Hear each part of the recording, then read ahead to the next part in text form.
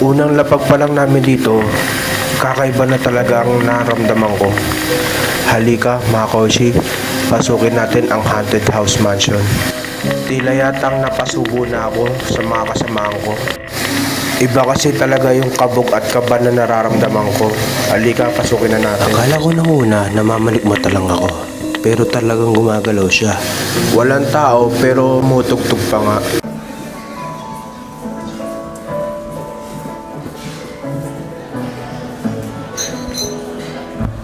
Sinubukan namin mag-iba ng daan, ngunit ito'y pala'y isang public toilet.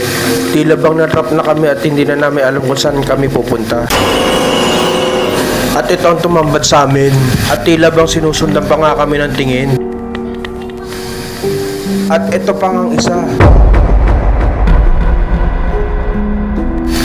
Akala namin makakahingi na kami ng tulong pero under maintenance pa ang telepono.